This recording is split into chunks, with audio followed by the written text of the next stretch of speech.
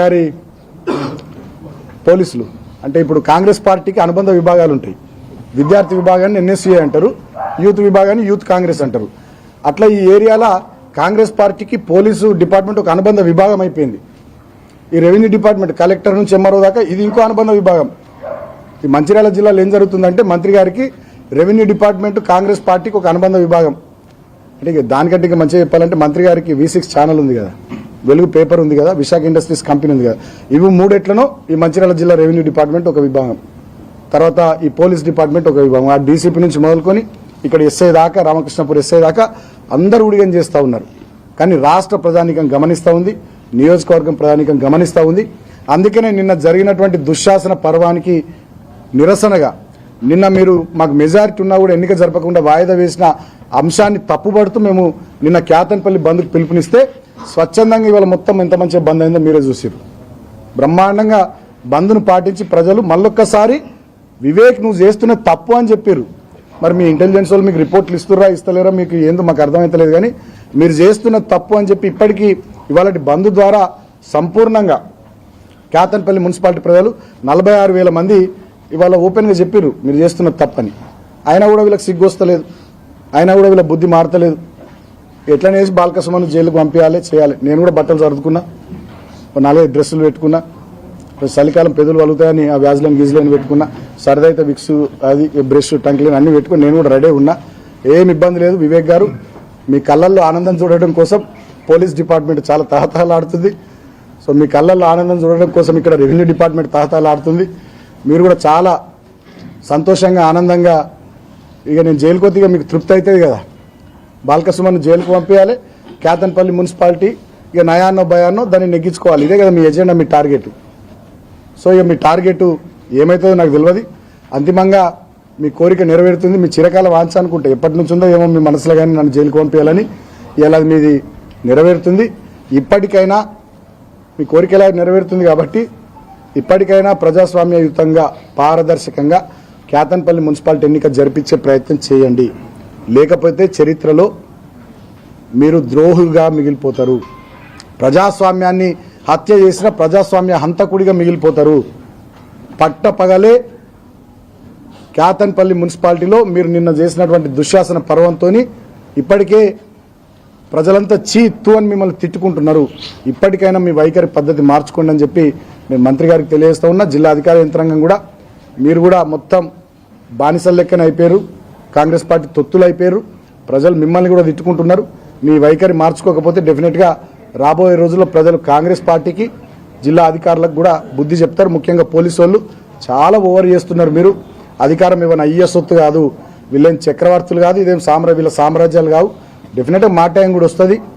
కానీ మా టైం వచ్చినా కూడా మీరు అనుకుంటున్నట్టున్నారు మా టైం వస్తే మళ్ళీ మీ దగ్గరికి వస్తాం సార్, అప్పుడు గవర్నమెంట్ చెప్పింది మేమేం చేస్తాం, వీఆర్ లాయల్ టు చైర్ కదా సార్, గవర్నమెంట్ చెప్పినట్టు వినాలి కదా సార్ అని మీరు ఏదో సన్నాయి నొక్కులు నొక్కితే నడవదు. అది కూడా చెప్తున్నా, అప్పుడు కూడా నడవదు.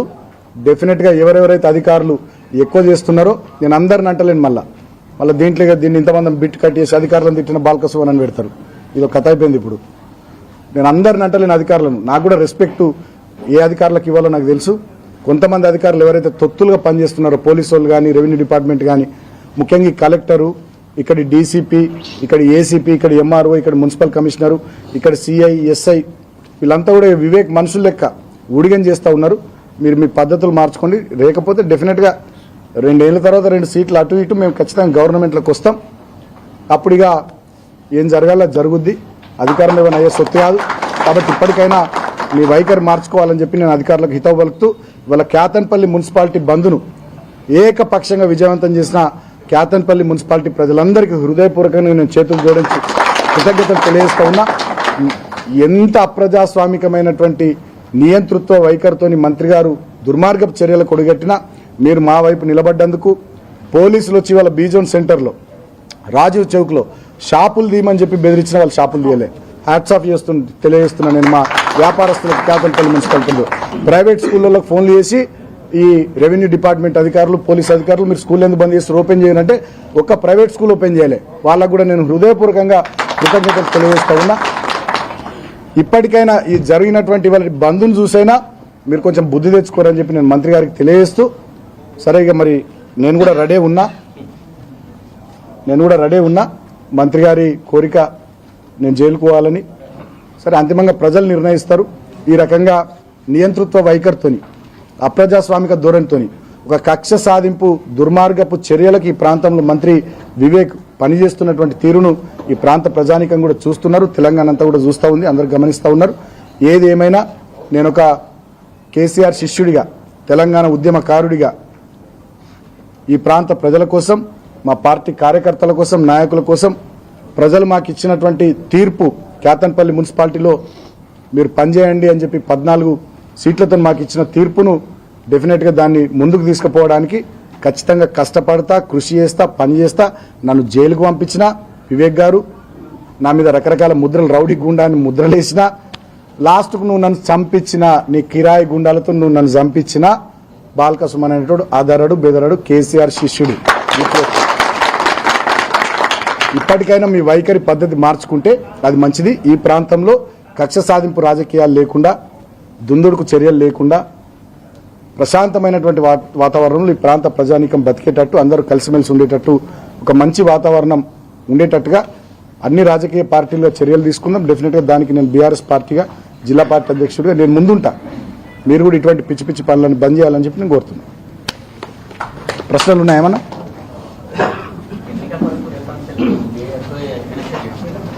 అయితే సంజీవన్ ఏంటిది?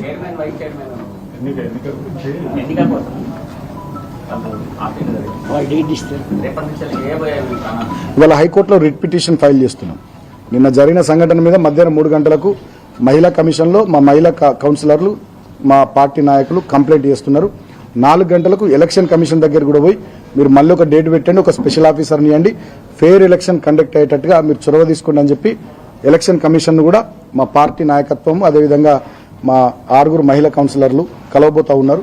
సో మా ప్రయత్నాలు అన్ని ఫోరమ్స్లో మేము చేస్తాం. కానీ ఏం చేస్తాం, ఇక్కడ మంత్రి గారి రాజ్యం కదా, ఇందిరమ్మ రాజ్యము అని తెలంగాణ అంతా అంటున్నారు, ఈడ గడ్డం గారి రాజ్యం నడుస్తున్నది. మీ బీఆర్ఎస్ కార్యకర్తలు కూడా రాళ్లదాట గాయపడ్డారు కదా, మీరు కూడా వాళ్ళపై కేసులు ఫిర్యాదు చేసే అవకాశం? డెఫినెట్గా మేము నిన్ననే పిటిషన్లు ఇద్దాం అనుకున్నాము. మా వాళ్ళు పోతే పిటిషన్లు పట్టుకొని పోతే ఎస్హెచ్ఓ లేడట. ఎస్హెచ్ఓ లోపలనే చాదాక్కుంటూ కూర్చున్నాడు. బయట కానిస్టేబుల్ గేట్ బయట మా వాళ్ళకి చెప్తాడు, సార్ లేడు. బయట అటు దిక్కుకెళ్ళి తిరిగి మావాడు కూడా కిటికీలకు వెళ్ళి చూస్తే చాదాక్కుంటూ కూర్చున్నాడు ఆయన. ఇక గది నడుతుంది, ఏం చెప్తాం? ఇక నిన్న జరిగినటువంటి దాడిలో మా వాళ్ళు గాయపడ్డారు అని చెప్పి పిటిషన్లు ఇవ్వడానికి రామకృష్ణాపూర్ పోలీస్ స్టేషన్కి పోతే కూడా ఎస్హెచ్ఓ, రామకృష్ణాపూర్ ఎస్హెచ్ఓ, ఆయన పేరు శ్రీధర్, ఆయన లోపలనే ఉంటాడు. బయట కానిస్టేబుల్ సార్ లేడని చెప్తారు. గడ్డం వారి రాజ్యంలో, వివేకం గారి రాజ్యంలో ఇక్కడ ఇటువంటి పాలన నడుస్తున్నది. ఏం చేస్తాం? ఈ పోలీసు వాళ్ళంతా వాళ్ళకి తొత్తులైపోయారు.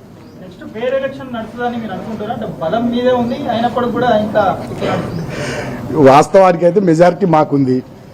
న్యాయంగా, పారదర్శకంగా ఎన్నిక జరిగితే డెఫినెట్గా మేమే గెలుస్తాం. అది రాష్ట్ర ప్రజలందరూ కూడా తెలుసు.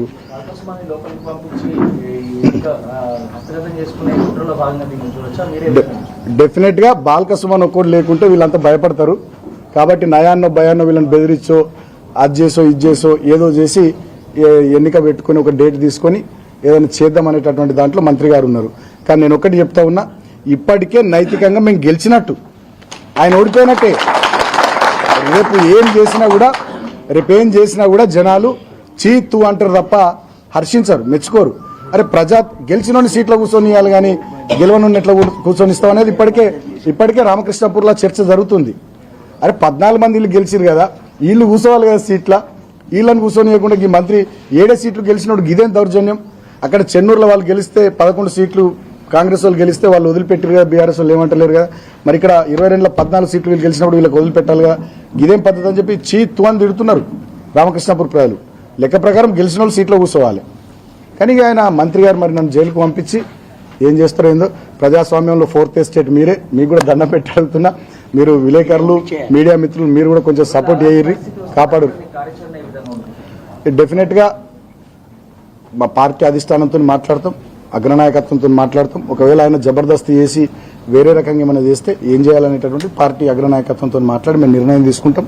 కానీ నేను కోరేది ఏంటంటే మీరు కూడా పూర్తి స్థాయిలో మాకు సహకరించి పారదర్శకంగా ఇక్కడ చైర్పర్సన్, వైస్ చైర్పర్సన్ ఎన్నిక జరిగేటట్టు కృషి చేయాలని కోరుతున్నా. నిన్న కూడా మన మంచిర్యాల అసొంటి చోటనే కార్పొరేషన్లోనే విలేకరులందరినీ లోపలికి పంపించారు. నిన్న మిమ్మల్ని విలేకరులను కూడా లోపలికి పంపించకుండా అన్యాయం చేశారు. అసలు ఎన్నడూ ఉందా భయ్ గింత అన్యాయం ఈ ఏరియాలో? ఈ రౌడీయిజం గుండాయిజం అంతా ఆయన చేసుకుంటే మళ్ళీ బాలకృష్ణ రౌడీ గుండా అంటారు. నేను ఏం చేయాలి? నేను ఎక్కడ రౌడీని, ఎక్కడ గుండా అని. సో గాయపడ్డ వాళ్ళకు బీఆర్ఎస్ పార్టీ తరఫున ఏం చెప్పాలి? గాయపడ్డ దెబ్బతిన్న వాళ్ళు, ఎవరు దెబ్బతిన్న కానిస్టేబుల్ వాళ్ళకు పార్టీ తరఫున వాళ్ళ సమాధానం అసలు మాకు సంబంధమే లేదంటే దెబ్బలు తాకినాయి కదా, కనీసం పద్మజీతాలు కదా, అట్లా కూడా వివేక్ వచ్చి పరామర్శించిన మాకు దెబ్బలు తాకిన వాళ్ళకు కాదన్నారు. వాళ్ళు ఎవరు కూడా మాకు తెలియదు. అసలు నిజంగా తాకిందో లేదో తాకలేదో ఏందో తెలియదు. అదేమన్నా యాక్షనా డ్రామానా? నా మీద అటెంప్ట్ మర్డర్ కేసు పెట్టడానికి, నన్ను జైల్లో పెట్టడానికి కంప్లైంట్ ఇచ్చింది ఎవరు బ్రదర్? SHO ఎవరు ఎవరు ఎవరు ఎవరు పోలీస్ ఆయన ఇచ్చింది కంప్లైంట్. దెబ్బ తాకింది ఎవరికన్నారు? ఎవరో పోలీస్ ఆయనకు అన్నారు. ఇది అంతా పోలీసు వాళ్ళ రాజ్యం, మ్యాచ్ ఫిక్సింగ్. అది దెబ్బ తాకిందా తాకలేదా? తాకితే బాధాకరం, నేను కూడా మనిషినే కాదంటలే, తాకితే బాధాకరం. కానీ రాయి ఎవరు వేసిరు? బాలకృష్ణ మా వీడియో ఫుటేజ్ లిడి దిక్కున్నాడు, రాయేమో గడికి. అంటే నాకేమన్నా నా చేయి ఈడికి అక్కడికి పోయి ఆడికి లేచిందా రాయి? ఏమో అన్యాయం. ఇప్పుడు అదేదో సినిమాలో జోక్ ఉంటుంది, జూలై సినిమాలో అనుకుంటా, బ్రహ్మానందం దొంగతనం చేస్తాడు దొరికిపోతాడు. దొంగతనం చేయడం వీని హాబీ, దొరికిపోవడం వీనికి అలవాటు అన్నట్టుగా ఇక్కడ కూడా పోలీసు వాళ్ళు చేసేది కూడా చక్కగా చేస్తారు వీళ్ళకు. అరే పెట్టే కేసు అన్న చక్కగా పెట్టాలి కదా. చూసే జనం ఏమనుకోవాలి, బాలకృష్ణ ఇటు దిక్కున్నాడు, రాయం అటుకెళ్ళి పడ్డది. దీంట్లో ఆ కానిస్టేబుల్ నువ్వు అంటున్న ఆ కానిస్టేబుల్ దెబ్బ తాకింది, బాలకృష్ణ రాయి సిరితే అని చెప్పి కేసు పెట్టేది అన్యాయం అని ప్రజలు అనుకుంటలేరు. ఇప్పుడు మీకు తెలియదా మీడియా మిత్రులకు? ఆ వీడియో ఫుటేజ్ చూస్తే అర్థమవుతలేదా? సో అక్రమ కేసులు పెట్టి ఏదో నన్ను జైలుకు పంపేయాలని చూస్తున్నారు. నిజంగా మేము రాళ్ళు వేయలే, మమ్మల్ని కొట్టిందే పోలీసు వాళ్ళు, లాఠీ చార్జ్ చేసిర్రు. మా మీద రాళ్ళు అటువైపు నుంచి విసిరింది కాంగ్రెస్ వాళ్ళు. మేము రాళ్ల దాడి చేయలే, మేమేమీ చేయలే. మేము శాంతియుతమైనటువంటి పద్ధతిలో మా కార్యకర్తలంతా అడిగారు. మా కోవా లక్ష్మక్కను పంపించలే, మా బాలకృష్ణను పంపించలే, మంత్రి గారి కాన్వాయ్ 5-6 కార్లు ఎట్లా పోతాయని అడిగారు. తప్పేముంది దాంట్లో? లాఠీ చార్జ్ చేస్తారా, కొడతారా? సంపరాదురు మరి ఊకే మమ్మల్ని అందరిని చంపేసి మరి వివేక్ నువ్వే ఉండరాదు ఏరియాలో ఊకే ఏంది గల్లు? ఎలక్షన్ కమిషన్ నుంచి రిప్లై వచ్చిందా? మీరు ఆల్రెడీ శాసనపల్లి అంశంలో ఫిర్యాదు చేసినామని చెప్పి కేటీఆర్ కూడా కలిసిందని ఈ అంశంలో ఏమైనా క్లారిటీ వచ్చిందా? నిన్న కేటీఆర్ గారు, హరీష్ రావు గారు స్టేట్ ఎలక్షన్ కమిషనర్ కు మాట్లాడారు. సరే నేను కలెక్టర్ గారితో మాట్లాడి ఏం జరుగుతుందో తెలుసుకుంటా అని చెప్పి ఆమె అన్నది. ఆమె ఏం తెలుసుకుందో ఏందో మాకైతే ఇప్పటిదాకా తెలియదు. సో అందుకని వల్ల 4 గంటలకు సమయం తీసుకొని ఏం చెప్తారు ఎలక్షన్ కమిషన్ మీద మీరు ఏం చెప్తారు? ఇవాళ సాయంత్రం 4 గంటలకు మా వాళ్ళు కలుస్తున్నారు, మా పార్టీ బృందం కలుస్తుంది. 6 మహిళా కౌన్సిలర్లు మా పార్టీ బృందం ఇవాళ సాయంత్రం 4 గంటలకు ఎన్నికల కమిషన్ కలుస్తుంది. అప్పుడు ఎన్నికల కమిషన్ రెస్పాన్స్ ఏందో అప్పుడు తెలుస్తుంది, అప్పుడు చెప్తాం.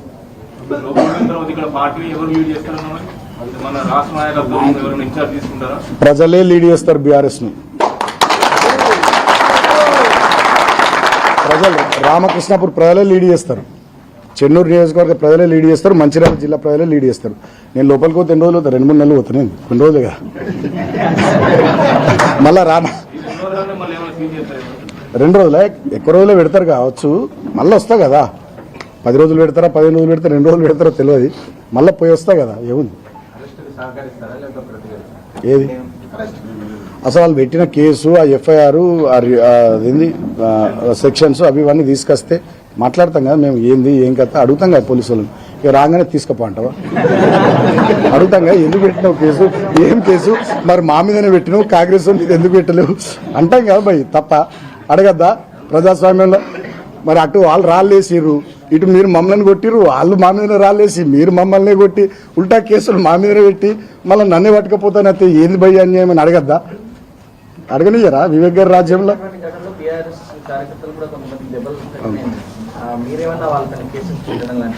అదే చెప్తున్నా కదా, నిన్న కంప్లైంట్ ఇవ్వడానికి రామకృష్ణాపూర్ పోలీస్ స్టేషన్ కు మా నాయకులు సుదర్శన్ గౌడ్ అన్న వీళ్ళంతా పోయినరు. 7-8 మంది సిపిఐ నాయకులు, రామడుగు లక్ష్మణ్ గారు వీళ్ళందరూ కలిసిపోతే బయట కానిస్టేబుల్ SHO గారు లేరండి, బయటకు పోయినరు.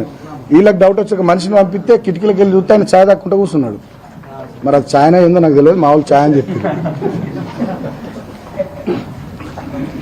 Okay right, thank you. జై తెలంగాణ, జై కేసీఆర్.